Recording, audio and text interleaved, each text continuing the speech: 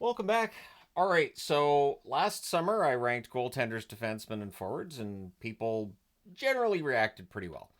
And I think ranking goaltenders is difficult. Now I rank the tandems. Ranking the individual goaltenders is a little more difficult because obviously I'm looking forward to the 2024-2025 season, and I understand that like goaltending stats they vary wildly from one season to the next. So I think Sorokin has a bounce back season, so I'm not ranking Varlamov as a for instance. But I am the entertainment guy in this video, so there you go. The entertainment guy screwed it up if people don't like it. So going from 12 to 1, I think last year I think I just did top 10. I'm going to do top 12 this year because I'm feeling a little adventurous. I think I'm going to do top 12 defensemen and top 12 forwards as well. I don't think I'm going to go as deep into this as I did last year. But we'll see, right? So we'll start with the goaltenders. This, of course, being recorded on August the 2nd. So I don't know if anything's going to happen statistically between now and when the video goes live, but I'm guessing probably not. So number 12 on the list, and I've got some advanced stats here for this as well, is Markstrom. So Markstrom this past season in Calgary. So goals saved above expected is a number I like to use. Goals saved above expected. It's used by Money Puck. I've seen people say, "Oh, that's not accurate. It's not accurate." You know what? All the advanced stats, all the regular stats, they are. There's definitely some subjectivity to them, but according to the advanced stats, Markstrom this past season saved 13.7 goals above expected, and averaged per 60 minutes 0.290 goals saved above expected. Those numbers are very good.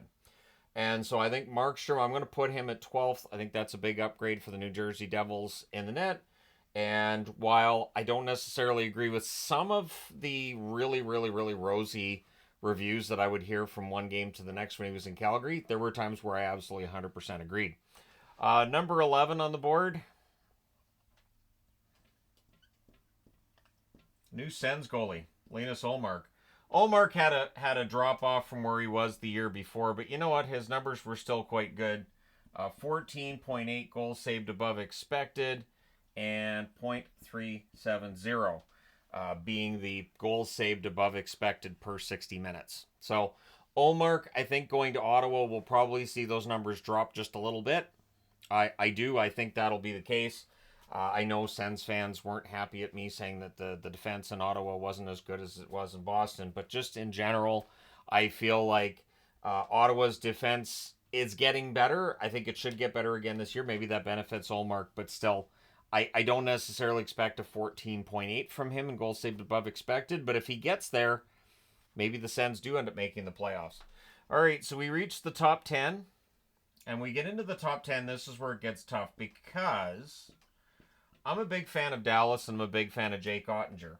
However, in the regular season, Ottinger always plays around average, and the numbers would show that 1.9 goals saved above expected, 0.037 goals saved above expected per 60 minutes. However, the reason he's top 10 for me is the playoffs. The playoffs, he's been very, very good, and I think he's due for a big regular season. We'll see if that happens. Dallas, one of the favorites to win the Stanley Cup in 2025, and Ottinger was very good for them again come playoff time. And the regular season inconsistency, we'll see if that stays. But Ottinger, for me, I'm putting him top 10. There are times where I see him overrated. I've heard, commentators like, "Oh, Ottinger's a top 5 goalie in the NHL," and I'm like, well, top 10 maybe, but top 5, we'll agree to disagree on that for now. Number 9. So I said I was thinking Sorokin has to have a bounce back year. It's not that Sorokin had a bad year overall. 1.4 goals saved above expected, 0.025 goals saved above expected per 60 minutes, but he was outplayed by Varlamov. I think with this offseason and getting back into training camp, all that fun stuff, I think Sorokin's numbers get better. So I'm betting on a bounce back season for Sorokin. That's why he's in the top 9. If I was going just based on this season, I would have Varlamov on the chart. So for those who skip to the end and say, "Oh, you didn't have Varlamov," I explained it. So you're always going to have people skip to the end, though. I gave up. Power rankings, I used to just mess up all the power rankings at the end of the video just to catch people that skipped to the end, but eventually that became part of the joke was, oh, I skipped to the end, how dare you? So I stopped. I'm not doing that here either. I'm not going to have, like, number 1 is Luukkonen, number 2 is Levi, number 3 is Reimer. Maybe I'll do some kind of humorous video for my vacation. I have not made one yet. Spoiler alert. Number 8.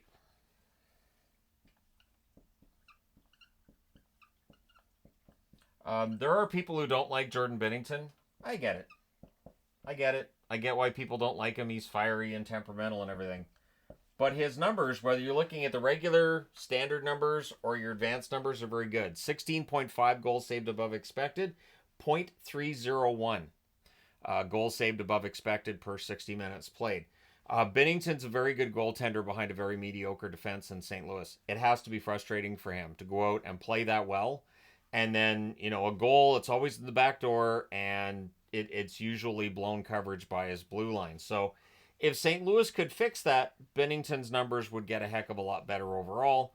But the advanced numbers would tell you Binnington's a very good goaltender. That's why I'm using the advanced numbers. Although not everybody on the board has a positive number, which is where Saros comes in. Negative 3.0.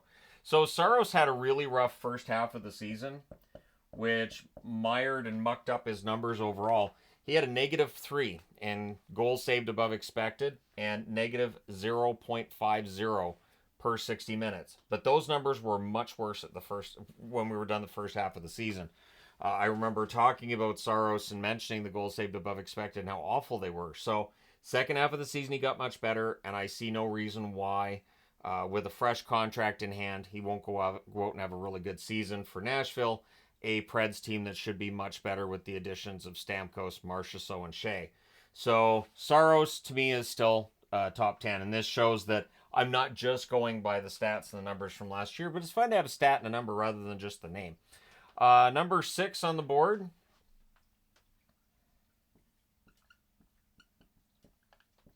Jeremy Swayman. Swayman's been very good during the regular season and the playoffs. 18.4 goals saved above expected, 0.430 goals saved above expected per 60 minutes. Both of those numbers higher than Ullmark. This is why Boston has Swayman and lets Ullmark go. Swayman's ready. He's ready to be the guy. Whether you're looking at regular stats or advanced stats, he's been very good. And so, yeah, Swayman, I think is, again, I don't have him in the top 5. It may surprise some that I have him in the top 5 because I talk him up a lot. But I do feel like the goalies I have in the top 5 are just that next level. One thing, too, that I saw a question of I think it was on Sportsnet today, which is, again, August the 2nd, is, the starting goaltender and leaving it out there that, starting goaltenders aren't what they used to be. I remember reading that in 2010. Good starting goaltender is still important. I just think there's more shared duties in the NHL than there used to be. You don't see guys playing 60-plus games anymore because it generally backfires when you get to the playoffs. Number 5 on the board. So we're getting into the pretty darn good ones. This is a goalie I wanted to have higher, but I can't justify it. Demko had an excellent regular season. 22 goals saved above expected. 0.438 goals saved above expected per 60 minutes. So it's the best numbers on the board, but the injuries. And the fact that when he came back, he didn't stay back for very long. It means I'm going to rank Demko 5th going into this season because we don't know his injury status, and they've been kind of cagey about the whole thing, which is not unusual for an NHL team. I'm aware of that, but I do have some concern. That being said, again, as a Dallas, Boston, Vancouver fan, it's a fun time for me because they've all got good young goaltenders that should be there for a long time to come. So hopefully Demko's 100%. If he is, he can end up back in the top 3, but I have him in 5th for right now. 4th is a goaltender that I think is going to have a bounce back from the down year he just had. In fact, I had a hard time putting Vasilevsky here. His advanced numbers, he allowed 2.5 goals saved above expected. So negative 2.5 there, negative 0.049 goals saved above expected per 60 minutes. It was a rough year for Vasilevsky, but he was coming back from injury. I don't know how close to 100% he was through large swaths of this past season. I think a bounce back is in order, and it would very likely get Tampa Bay back into a top 3 spot in that division, and who knows, maybe he can push them up to the 2nd spot in that division. But Vasilevsky, for my money, is still one of the best goalies in the league. I think he was number 1 last year. I think I had him at number 1. I think it was either him or Igor. Number 3 on the board.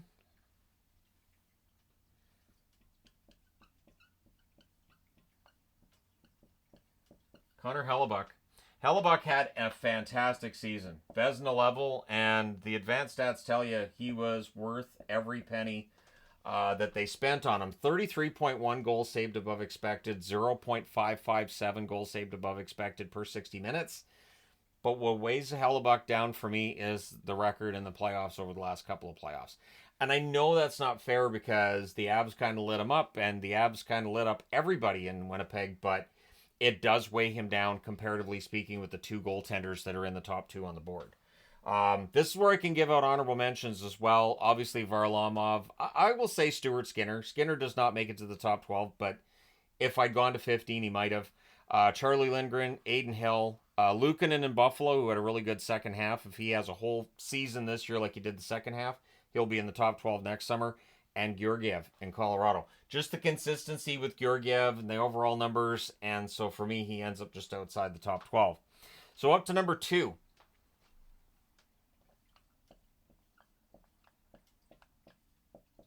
Bobrovsky. There's always been the debate about Bobrovsky's contract. I think the Stanley Cup means that contract looks just fine. And it's why he's second. 15.6 goals saved above expected. Per 60 minutes, 0.274. So he's ahead of some of the players on this board. Obviously not ahead of some of the others, but that Stanley Cup ring, he looked pretty good. When Florida needed him to win, he did. Did he look fantastic throughout that final against Edmonton? No, but he looked good when he had to. So Game 7, when they needed a big game, they got it from him. And so Bobrovsky, to me, if you have a big win in a Game 7 of the Stanley Cup final, I can't justify having you any lower than that. Number 1 on the board. I just have to find his name here. Yeah, right here. So, number 1 on the board. You guys are already ahead of me because I already said his name. But it's not like it's a big surprise that Igor Shesterkin's number 1 on the board. 12.1 goals saved above expected this past season. 0.222 goals saved above expected per 60 minutes. So for me, Igor Shesterkin of the New York Rangers is the best goalie in the National Hockey League headed into the 2024-2025 season. And I do think he'll get paid like it. I don't know if he ends up above Bobrovsky's $10 million, but I wouldn't be surprised if that in fact happened. So there you go. And I understand that, ranking players can be very difficult, and we may all use different ways of ranking players. There's clearly some vibes in this when you look at the ones that I've ranked compared with last year's numbers. But let me know your thoughts in the comment section below as always. Keeping in mind, it's rankings. There's no right or wrong answer. It's just for fun. So tell me why I'm wrong. Thank you guys so much for all your support as always. Don't forget to hit like and subscribe in the event you've not done so already. I do enjoy making lists a lot. So it's part of the reason why I like to make lists, but I also enjoy posting them while I'm on vacation and just having fun, so that some of the comments that I might see that otherwise I'll interact with that, I just go, it's fine. It's fine. I'm probably on Star Tours right as this goes live. All right. Thank you guys so much for all your support. I will talk to you again soon.